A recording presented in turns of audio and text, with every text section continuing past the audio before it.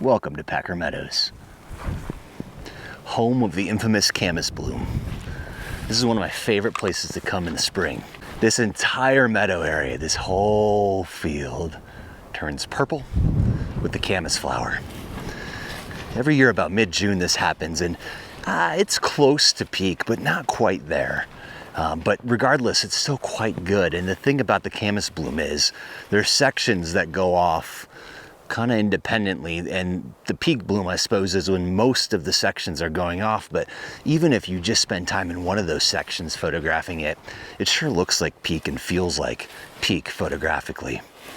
So I'm going to spend the next 24 hours here. Well, maybe not 24, but 16 hours. I'm going to shoot tonight, stay up here in the van, and again tomorrow morning to try to make the most of the nice bloom that's going on now. And we have great weather. Partly cloudy skies. We've had a series of thunderstorms every day for the last, week or so. So today is a nice respite from that. Broken clouds looks good for possible sunset light. And the best part is there's a little bit of a breeze, which, as you might imagine, for a place that is as swampy as this, to facilitate the growth of camas, also facilitates the growth of mosquitoes. This is the kind of place where you pack your camera, your mosquito net, and your mosquito spray, and say a little prayer, because you can get eaten alive here. So I'm prepared. I'm ready. I'm ready for the mosquitoes, but very pleased with the breeze for now. So it's a couple hours until sunset, and what I'm gonna do is do what I'm doing now, just looking around, scouting for possible compositions for both sunset tonight and sunrise for tomorrow. Specifically, I'm just looking for some nice dense batches of camas, kind of like this one behind me, if you can see it. Pretty dense right along the creek there. And then back here, there's a whole bunch of patches of camas that would work as well. The sun is going to set over here, and I'm going to work a composition that serves the camas with good back and side lighting to make the most of their colorful petals, their purple petals. So that's the plan. I'm gonna keep scouting, find a shot, and make it happen.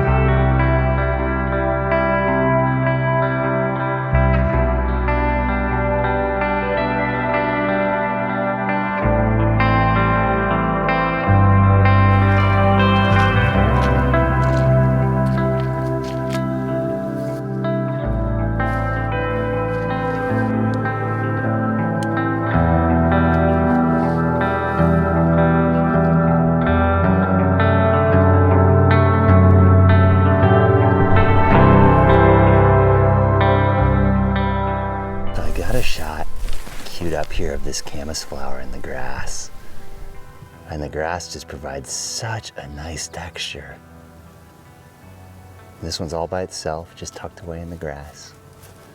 Intimate little portrait, shooting at an f2.8 to throw that foreground grass out of focus and the background grass out of focus. The light on this is just nice. It's really, really nice. It's soft. It's like a diffused backlit light right now, which is perfect.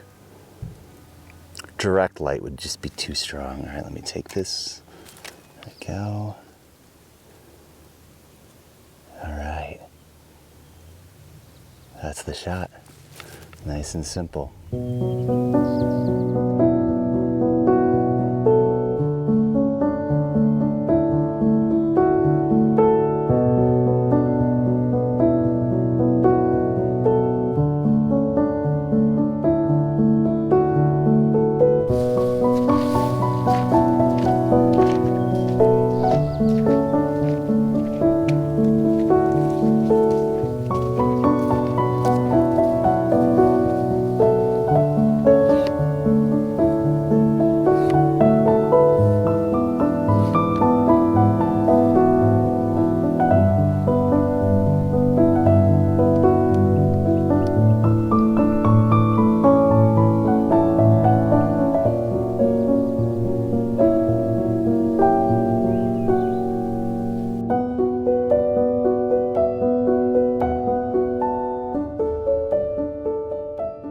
This night could not be more beautiful.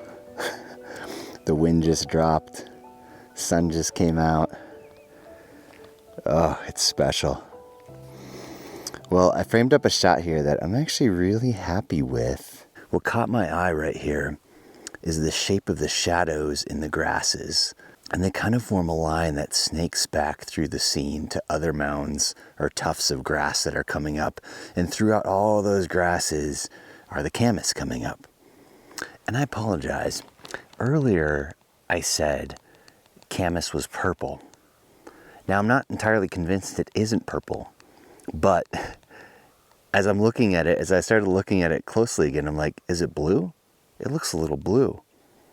But then in certain light, certain angles, it looks purple. And I honestly don't know, because it looks purple again from this angle with this light on it. So I don't know if it's my eyes, but it has always looked it has always looked more purple than blue to me. But there was a moment earlier where I looked at it and I was like, oh, it's blue. But now in this light, it looks purple again. So anyways, just a little bit, there we go.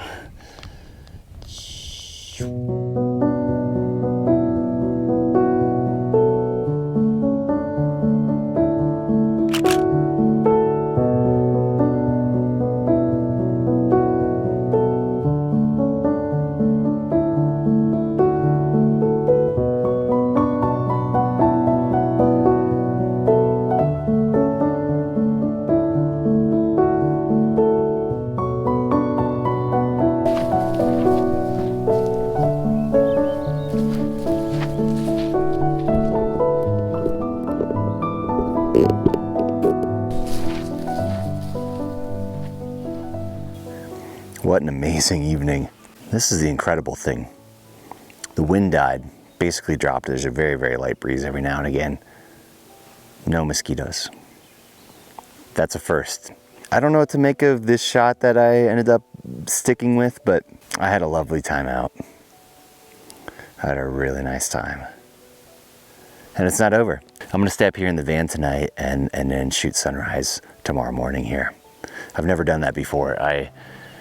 I've only ever come up here for sunset, and sunrise opens up a whole different set of shooting options facing the opposite direction. Yeah, I think there's some really cool lines looking back this way with interesting trees on this side, as well as this creek. I'd still like to figure out a shot with the creek, which we'll have to save for tomorrow morning or another time if it doesn't work out tomorrow morning. Sometimes I feel like I treat photography too much like gambling, where I go out and it's gonna be exciting almost no matter what, as I see what happens with the light and the subject matter. But there's the gambling aspect, which is, do you get a good shot? Do you win? In a sense. I really dislike that mentality of thinking about going out in nature as winning or losing. And I don't think about it in those binary terms, but there is an element to that when you go out and you so desperately want to create an image that captures your feeling and the essence of the place when you're there. And it doesn't always happen. In fact, I would say more often than not, it doesn't happen, where I'll come home and look at images, or in the field, I'll know already. I'll go, like tonight, I don't think I got anything that compelling, but I had a good time being out here. And that's what I'm trying to shift my focus to, is having a good time being out here. leaving the gambling, leaving the chance aspect of getting something compelling to be icing on the cake. If I don't, who cares? I shouldn't care is really what it comes down to. I do care, but I shouldn't care. That's one of the weird tensions, I think, with being a professional photographer, is you do have to kind of care, because if you don't make compelling or interesting images that people are interested in, that you're interested in and excited about, then you're not gonna have a business. But I also don't want to sully my relationship to being outside with nature by treating it like the lotto.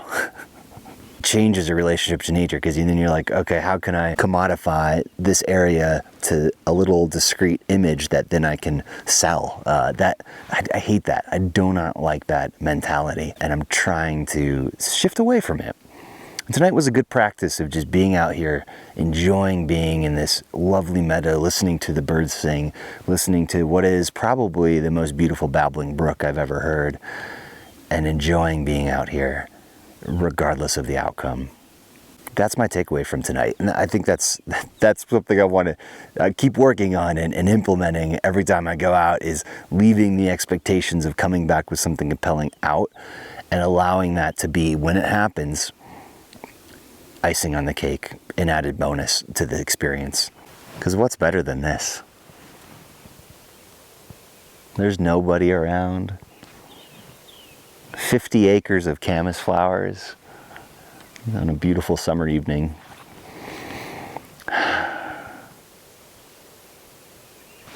Nothing is better than this.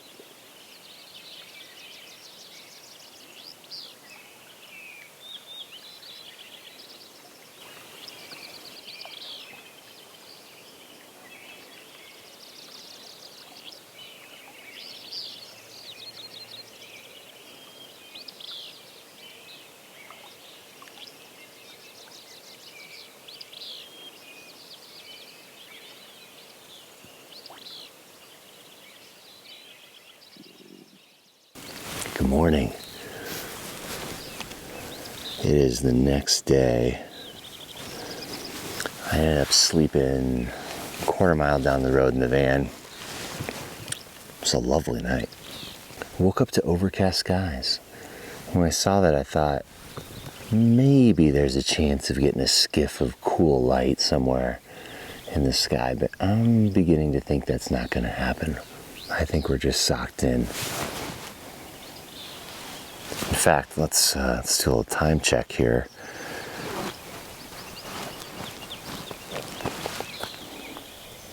Yeah, it's 15 minutes past sunrise now. There's not a hint of light coming through, so I think this is these are the cards we're dealt today. I did find a shot here that I kind of like. I always dream of figuring out how to incorporate this creek into a shot here.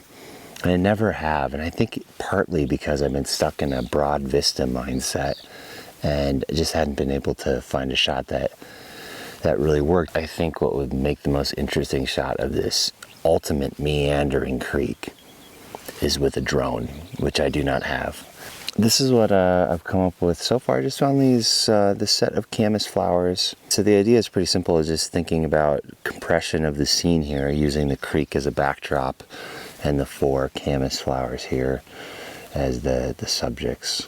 The tricky thing is they are all on different focus planes. They're various distances from the camera, which means focus will be trickier than it would be if they're all in the same focal plane, because I do want to throw that background out a little bit. I'm going to take several shots focused at different points at different apertures and see what might blend well together, if I need a focus stack or if I can pull it off with the hyperfocal distance at f11 or f16.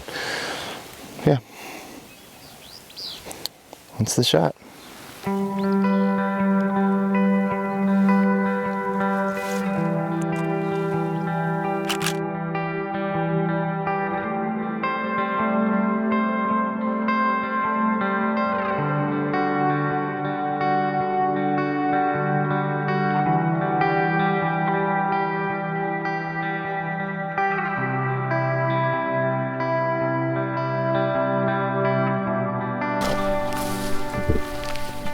Well, not the most fruitful morning, but a beautiful one nonetheless. Really, really nice to be out here. You know, I just couldn't figure out the light. It's so flat and dull this morning. I tried several different angles on some different grasses, looping the Camas, of course, and it all just looks flat. No sense of directionality to the light. It is truly overcast. And so yeah, I think that's going to do it for me photographically today. I'm always working on how to know when to stop, how to know when to put the camera away. And I think this is one of those mornings where it's a good time to put the camera away and just enjoy being here. And although it may not make for good photography, it makes for good living. Just hanging out in this beautiful, beautiful meadow. The birds and the deer. What a lovely outing. Well, thank you so much for following along. I appreciate it. Have a great day. We'll see you next week. Bye.